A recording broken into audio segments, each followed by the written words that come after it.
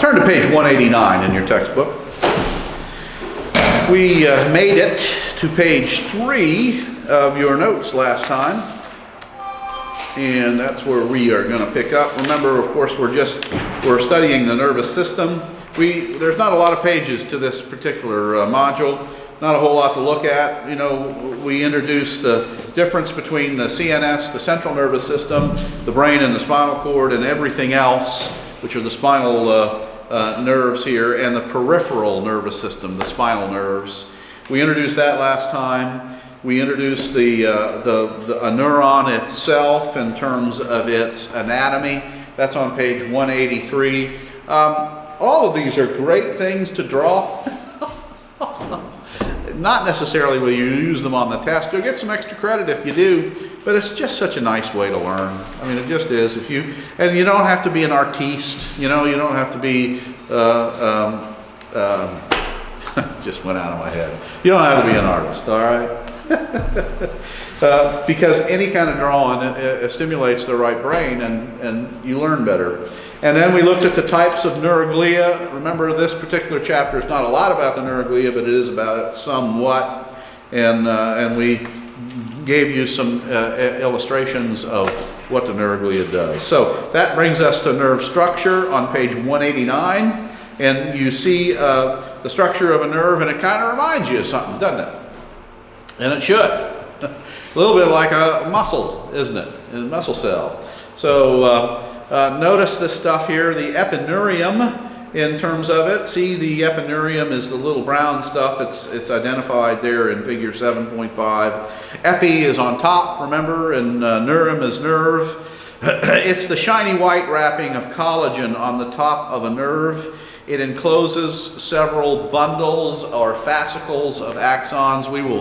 We will dissect the cow heart and the cow eye at the end of spring semester, if you want to be involved in that. Again, given the status with COVID, the virus that won't go away, you know, obviously we can't do a lot of that without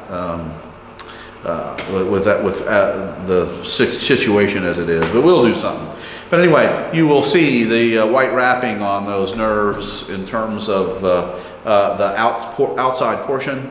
A fascicle is a bundle of axons, and you see the fascicle identified there. It kind of looks like the pizza pie, all right, the pepperoni pizza pie inside the nerve structure.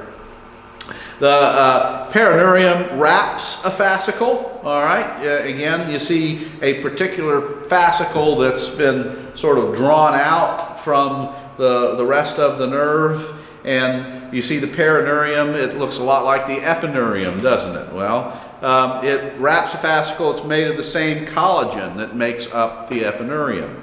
The endoneurium, so look at that in terms of one other little strand that has been drawn out of the perineurium. And so the endoneurium it wraps each individual axon of a fascicle. Axons also are wrapped in Schwann cells.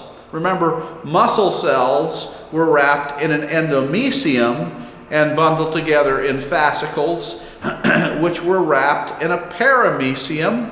Those fascicles were bundled together and wrapped in an epinecium. So I suggested to you that this thing is familiar, and it is, right? It kind of reminds us of the muscle structure. In the body, nerves tend to travel along with blood vessels. Medium-sized artery or vein, there's often a medium-sized kind of shoestring looking like nerve. The thickest nerve, the sciatic nerve, is an index finger thick. Indeed, very, very thick. So nerves are classified in terms of, if you want to follow along in this, but they're classified as sensory, motor, or mixed. And I didn't introduce this module, but I guess we don't need to. You'll figure it out, right? I can't remember to do it all. Sensory, motor, and mixed. So sensory, as the term implies, sends incoming messages to the central nervous system. Think about the optic nerve, all right? The optic nerve sends signals to the brain. Motor nerves send outgoing messages from the central nervous system. Think about the nerves in the area of the eye that control the movement of the eye. So I'm looking in this direction and my brain tells me, look over to the right because somebody might be falling asleep. All right, so that's a motor neuron. And then mixed, again, as you may well intuit, most nerves in the body are mixed. Each neuron is a one-way street sending signals to or away from the central nervous system. A nerve, however, is a bundle of many axons from many neurons, so it can carry both kinds, all right, back and forth. They're mixed. So in terms of the classifications of those things. Now, nerve healing, such an important topic. Neurons don't undergo mitosis, but an axon covered by Schwann cells can regenerate as long as the cell body is still alive, and the two parts that are severed can line up fairly well. Neurons of the peripheral nervous system have several Schwann cells covering their axons that form tube-like paths to help branching axons find the myelin sheath that housed the several ends, and therefore something like the ulnar nerve that runs along the ulna can regenerate. Neurons of the central nervous system, however, have one oligodendrite covering many axons which cannot form a track to guide the branching axons. Therefore, a spinal cord injury, as far as we still know, and you know, given the status of the current technology, it still will not regrow. That's just the case for spinal cord injuries. There is some thought, maybe even some hope. And wouldn't it be wonderful if in your lifetime, medical technology, God allows medical technology to develop and to allow spinal cord injuries to be repaired, at least to begin to be repaired. And there was some hope with regards to stem cells, but that's still even a long way off. So the difference then is the peripheral nervous system allows for some healing of nerves, provided, of course, that they're lined up next to one another. And sadly, though, the central nervous system does not allow for that repair, as again you well know. Comments or questions about that stuff? Okie dokie. So look at the bottom of page 191. So the action potentials, the resting potential in terms of all of this stuff. We are to the place where I begin to nod off, so wake me if I fall asleep on you. But in any respect, there's just some stuff you like better than others, and so this stuff is not some of my favorite. But important to learn, and some of you may end up, you know, that may be your field. You may go into molecular forms of biology and into something like this in terms of even working on. Wouldn't that be fabulous if one of you here worked on helping spinal cord injury? But here we go. So in terms of action potentials and the such, action potential, of course, is the electric signal carried by an axon in a nerve. The electrical signal, oh, incidentally, turn over, would you please, over to page 192. There's your handy dandy little illustration. The electrical signal is caused by ions and their interactions with other ions, making it an electrochemical phenomenon. It is also a disturbance of the membrane. There is a difference in the electrical nature of the membrane as compared to another part of the cell. So we're going to look at the implications here, and and we'll go to page 197 in a second with this stuff too. So excitability is the ability to create an action potential in response to a stimulus. There are two types of excitable cells, as you can well tell, muscle cells and neurons.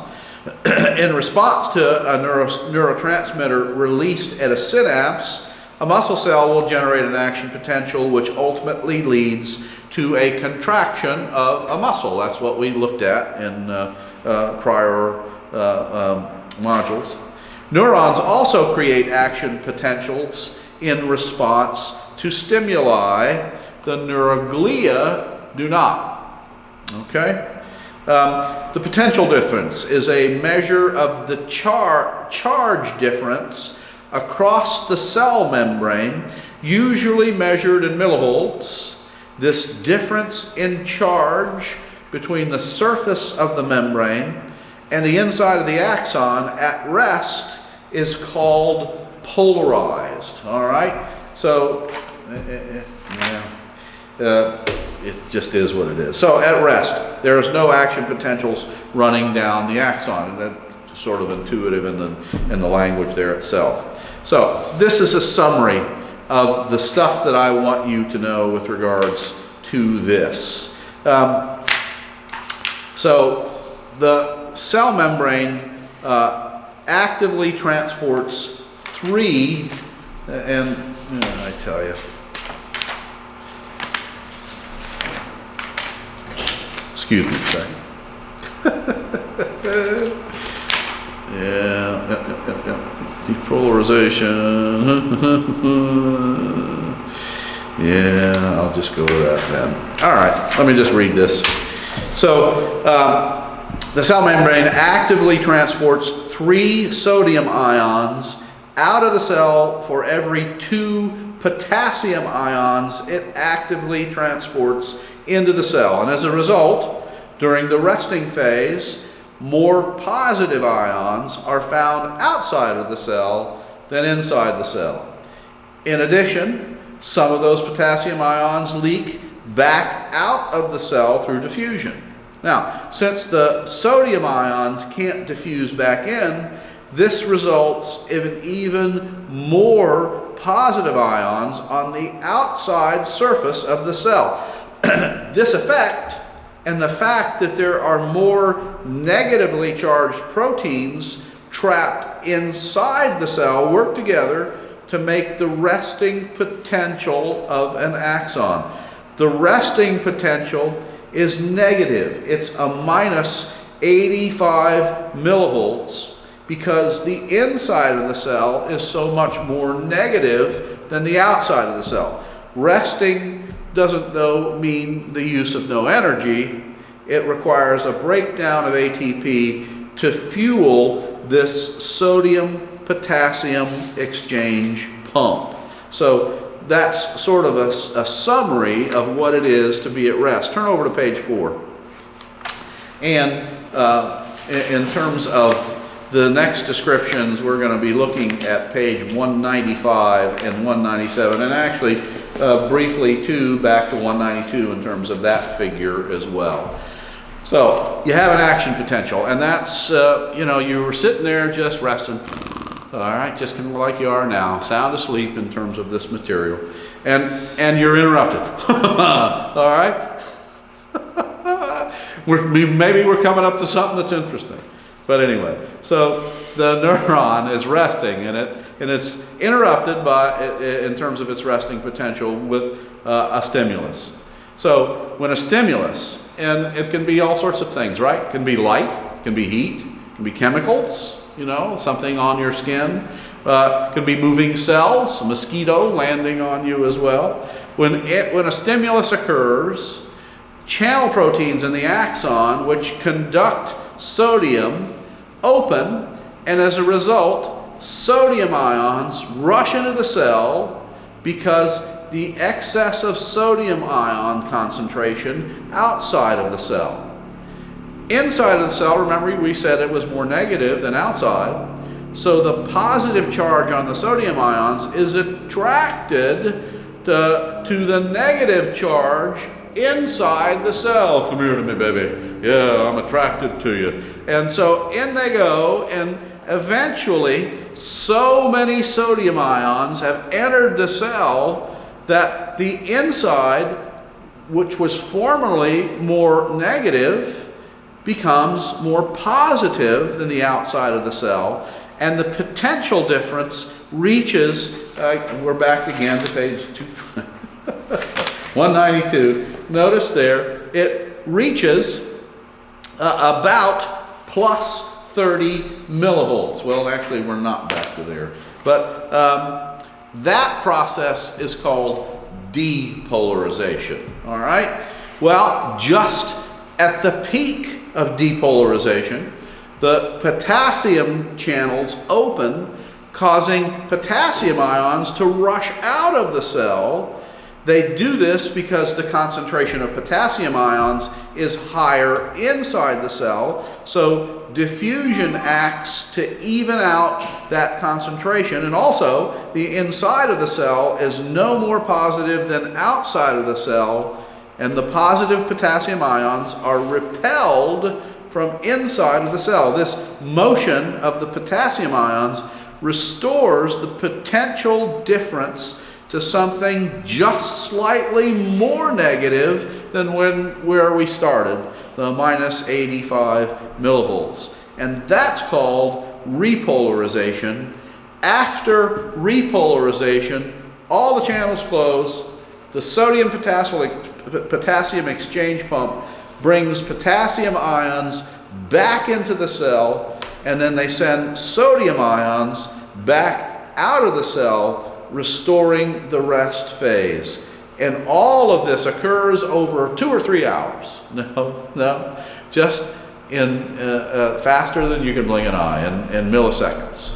Okay, so page 195. That is the graphical presentation of what we just described. You had resting potential sitting down there at minus about minus 85 millivolts, and then you see what happens in terms of the process of depolarization, and then it goes down through the process of repolarization.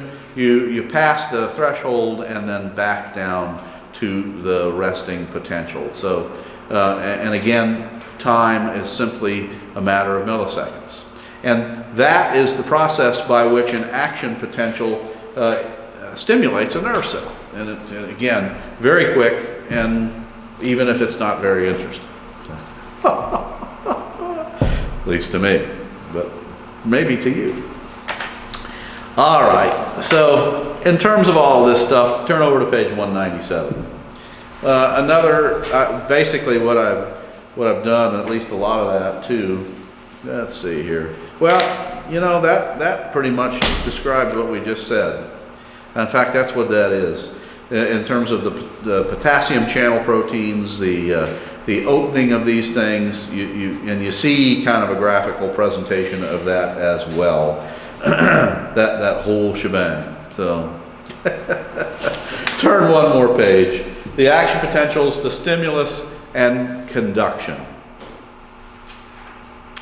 And we'll wrap this up. There has to be a threshold stimulus for anything to happen in terms of triggering an action potential. A threshold stimulus is simply described as something that's strong enough to trigger that action potential. A sub-threshold stimulus is a stimulus that doesn't reach that threshold. Let's see here. There's a whole bunch of stuff here that I am not interested in you messing with, as you will tell. Okey doke. The threshold stimulus, as I mentioned, has to occur. If it does not reach threshold, then it won't produce that action potential. There is something called local potential. A few sodium ions get into the cell, and the potential difference changes a bit, but not enough to produce that action potential that we just walked through. All the stimuli above the threshold produce the same action potential.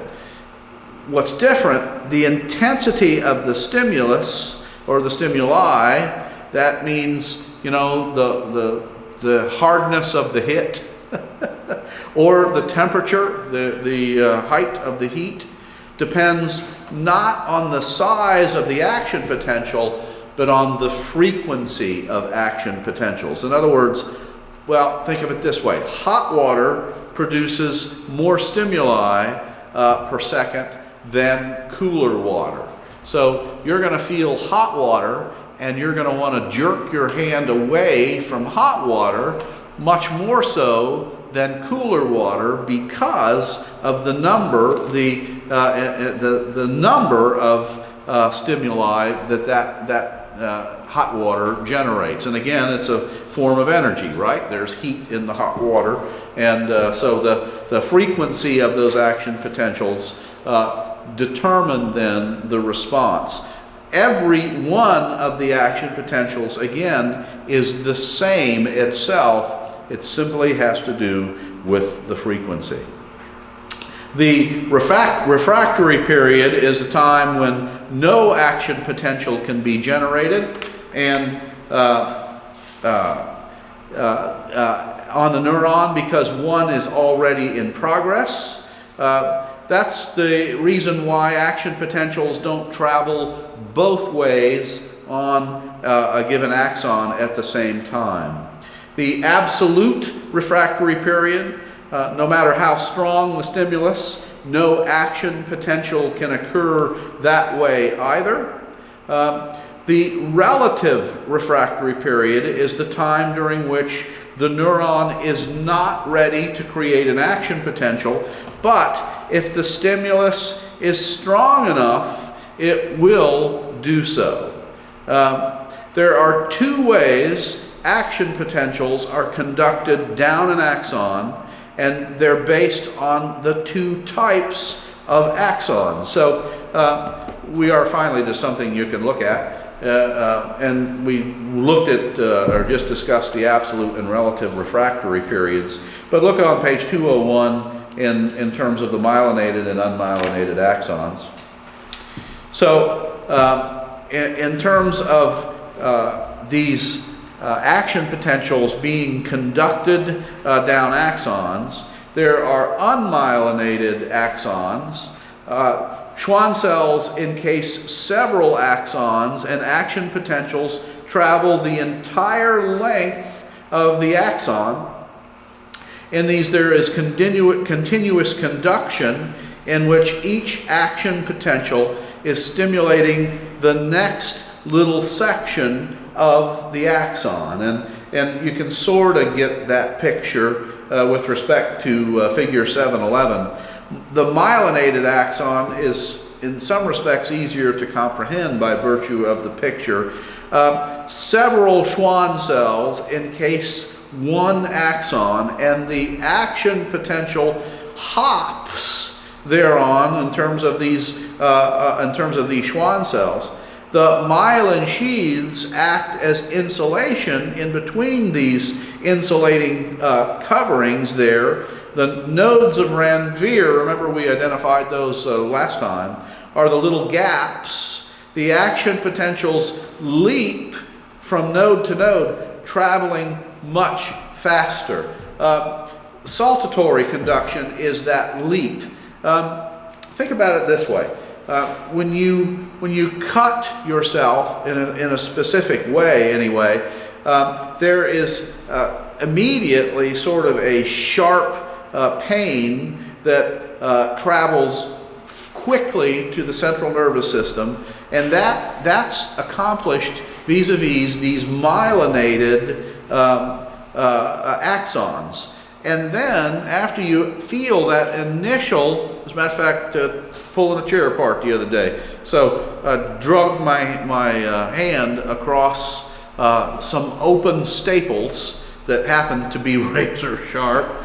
And I mean, I didn't get my hands across them things for a second, and I was hollering in pain. It just hurt like heck. And after that, that immediate sharp pain went away, but then it's replaced in a sense by a dull ache that travels on unmyelinated axons. That's the difference.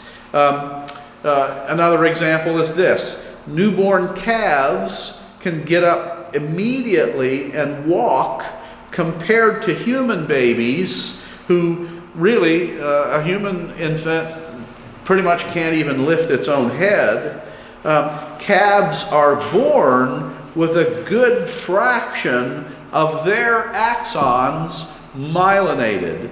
Babies have almost no myelinated axons, and as a result, babies develop myelination slowly. It starts at the head and it works its way down. So if any of you have baby brothers and sisters and you've watched this process, you know, part of the process of their development and part of the excitement is when they start to focus on you.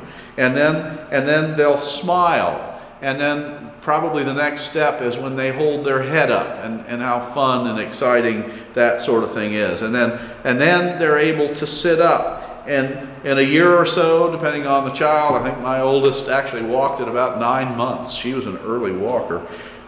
They start to walk. Listen to this though. This is fascinating, and especially coming from my generation. And it was pretty much gone by the time I was growing up. But some of the last axons to get myelinated are the ones of the bladder. All right?